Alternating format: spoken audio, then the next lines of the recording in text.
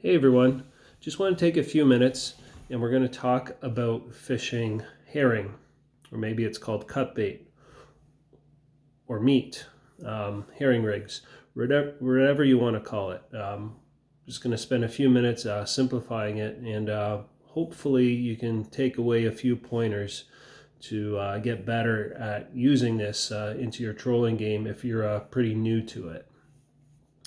So when people talk about fishing meat, there's kind of two different classifications to it.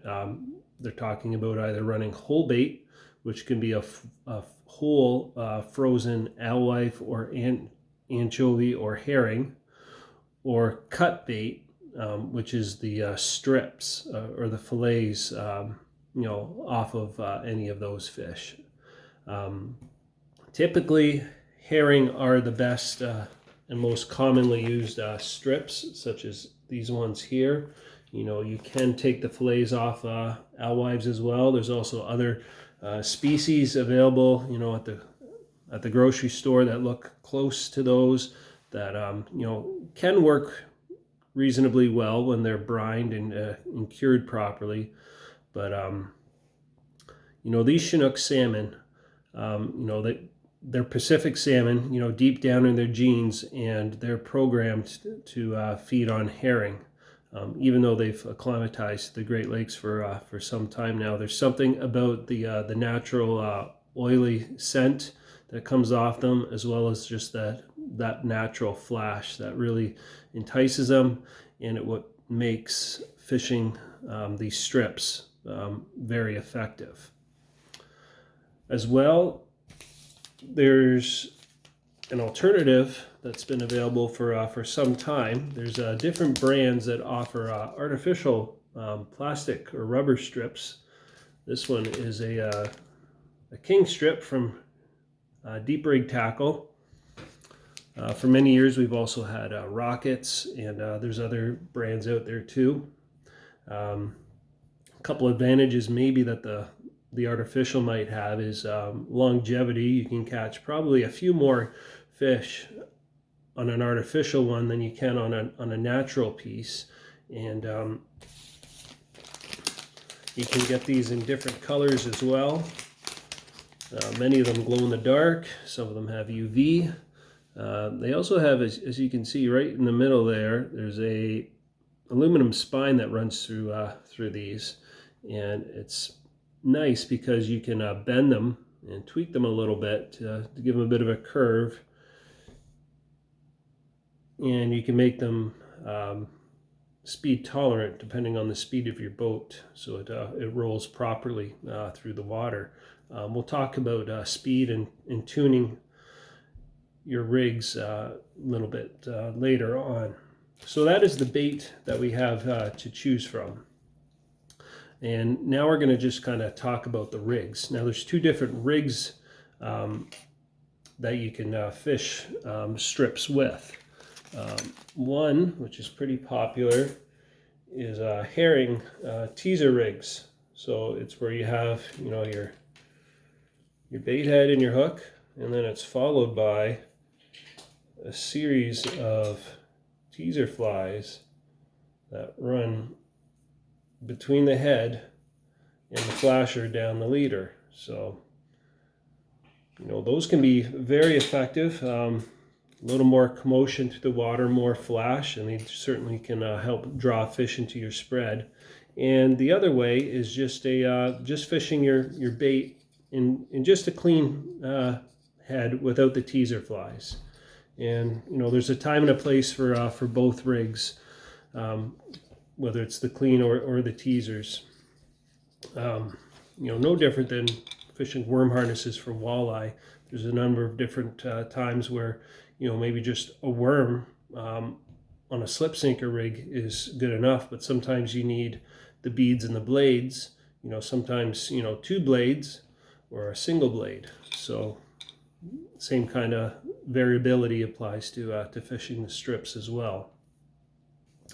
And as well, no different than worm harnesses, your hook configuration can be different. Also with trolling flies too. many anglers fishing the meat just prefer just a treble hook, one single treble hook on their rig, where some might want a double octopus rig, or maybe even the tournament rig with an octopus and a treble hook as well. There's no wrong way of doing it. It's whatever you find success in and are confident in. For those that are making their own rigs, just a couple things to note on. First off, there's a few different types of heads that you can choose from available out there for a number of good brands. This is a Davis head. They've been around for a long time, probably the original meat heads that I'm aware of for sure. And then over the years, there's been many others on the market. This is a John King head. And we've got some hotfish heads too, which are pretty good. The Davis head, the plastic on it, it's pretty thin, and you can tune this a little bit. You can heat it up, or you can just give it a little bend, kind of like curving your hockey stick, your old plastic road hockey sticks. These two, however, are pretty fixed. You would have to apply a bit of heat carefully to them if you felt the need to tune them, but these ones run pretty good straight out of the package. And again, we'll get to the speed and the tuning part later. And if you're building, your own clean rig, generally, I would say 25 to 30, maybe 40-pound test fluorocarbon is preferred. Some prefer lighter lines, some prefer heavier line. Again, it's personal preference. Usually on the Twinkie rigs, 30 to 50 pound is a little more common for those. Your leader length can vary. It's usually 4 to 6 feet, and anywhere in between is what I think most anglers use. Generally, you wouldn't want to be much shorter than 4 feet, and there could be times where you might want to be a little bit longer. But again, 4 to 6 feet, and then you would choose your hook configuration. So we'll take this one that I have here with the treble hook, and I've got this on a really short lead just for demonstration purposes. So you're just gonna, after your hook is tied on, it's just the line's gonna go through this little hole that's here, and then up through the front hole, and it's like that there. Now one part that I actually forgot to put on that I know many anglers will use is a bite guard. So that's a piece of silicone tubing actually. And there's other ways that you can give yourself some protection from getting chewed off. I know some guys will run a series of beads from their hook to the bait head as well. I know some have tried using wire, but I think that's a pretty good way to go right there to give yourself some protection. And then on the end, you're going to want to use a chain swivel or a bead chain swivel. And what this does is it gives you added protection from the line twist caused by the bait constantly rolling through the water. So that's basically the rig right there. Now we're just going to kind of talk about putting the meat on your rig. I'm going to use the artificial piece just because it's easier for demonstrating. So you're just going to insert either your real meat or the plastic into the head. You're going to need one toothpick, maybe two. And these plastic baits have a hole in them. You just got to get it lined up, and it makes it easy to rig. So I've got that set in there, and you're just going to cut it off clean.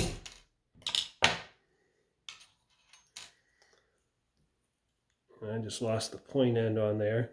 And then right here you've got another hole, and that's where you would insert another toothpick, and it's going to cause you're going to peg your line to the desired length where you want it to hang. Now, generally you want this to hang right by the tail. We do not ever hook the hook into the meat. You want it to hold right there. And that toothpick is going to prevent it from sliding on you. So that's rigging it. As far as achieving the action, then you'll clip this to your behind your flasher. We've learned over the years that running the strips generally works better at slower speeds than normal. Usually anywhere from 2 to maybe 2.3 miles per hour is ideal for most boats. Again, every boat fishes a little bit differently, and you have to do whatever it is to make this run properly. You want it to have a nice wide roll. You don't want it to have a tight corkscrew spin, or it's just not going to be nearly as effective.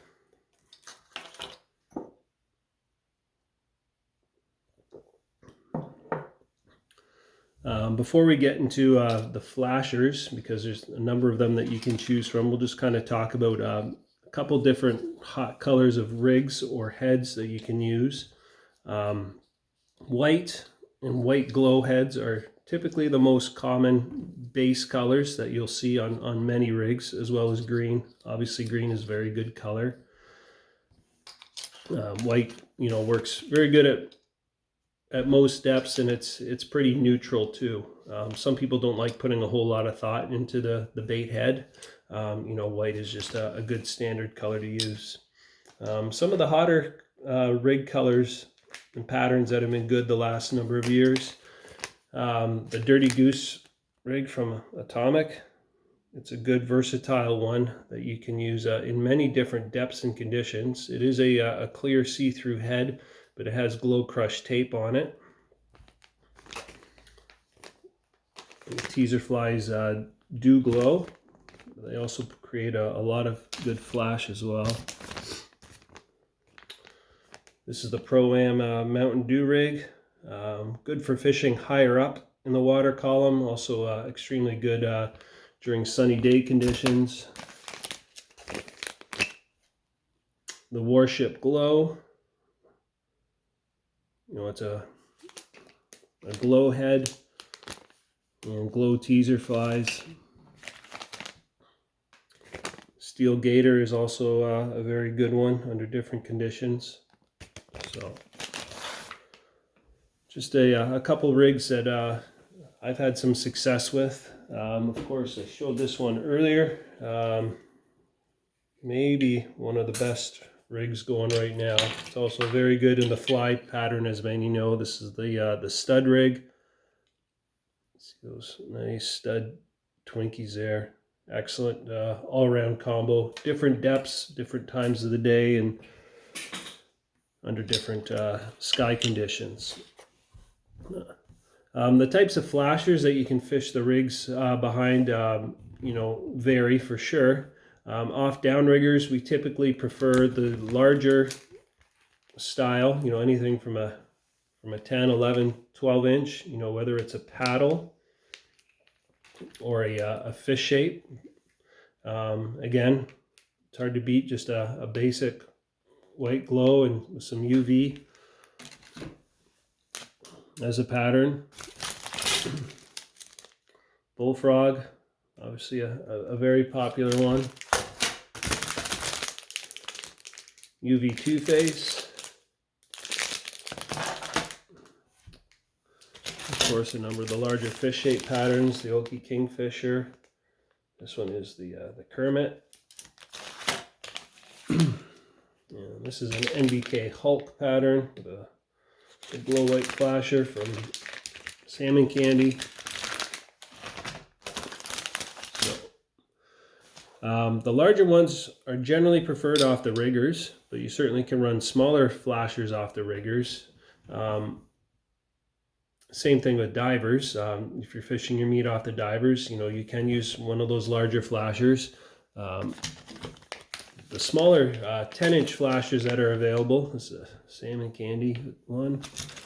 Hotfish is a really unique flasher. It's been out for a few years now.